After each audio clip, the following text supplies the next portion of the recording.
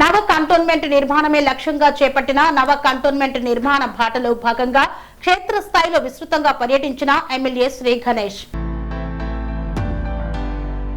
నవ కంటోన్మెంట్ నిర్మాణమే లక్ష్యంగా చేపట్టిన నవ కంటోన్మెంట్ నిర్మాణ బాటలో భాగంగా కంటోన్మెంట్ ఎమ్మెల్యే శ్రీ గణేష్ బొల్లారంలోని జనప్రియ బంగ్లా, శాంతినగర్ కాలనీ, గడ్డి బస్తీలలో క్షేత్రస్థాయిలో విస్తృతంగా పర్యటించారు.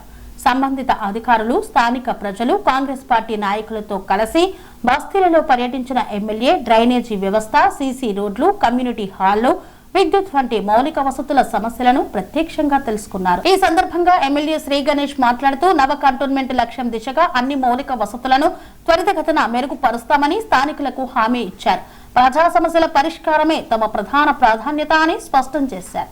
ఈ కార్యక్రమంలో కాలనీల అధ్యక్షులు శ్రీనివాస్ రెడ్డి, యాదగిరి, నాని, రామచంద్రారెడ్డి, స్థానిక కాంగ్రెస్ పార్టీ నాయకులు, కార్యకర్తలు, బస్తీవాసులు తదితరులు పాల్గొన్నారు. ఇది నాకు ఫ్రీ వాటర్ వచ్చింది కదా సార్, అంతకు ముందు బిల్ అన్నమాట. ఇది మీ దగ్గర మీటర్ ఉందా? దానికి మీటర్ ఉంది. యాక్చువల్గా ఫ్రీ వాటరే.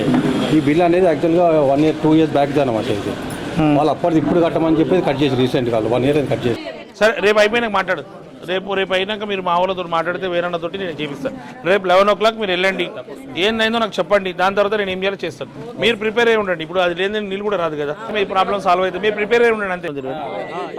నానికి చెప్పండి, నేను చేసి పెడతాను. గారు, నేను గడ్డి బస్తీలో ఉన్నాను. ఇప్పుడు వీళ్ళకు మన ఎట్లా అంటే వీళ్ళకు త్రాగునీళ్ళ ఇష్యూ ఉంది కదా.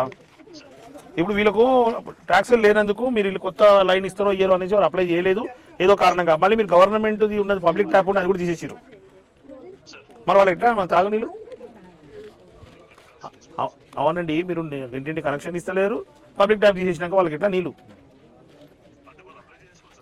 సరే, వాళ్ళకు ట్యాక్స్ అనేది ఏమి ఇష్యూ ఉందో ఉన్నది 40-50 సంవత్సరాలు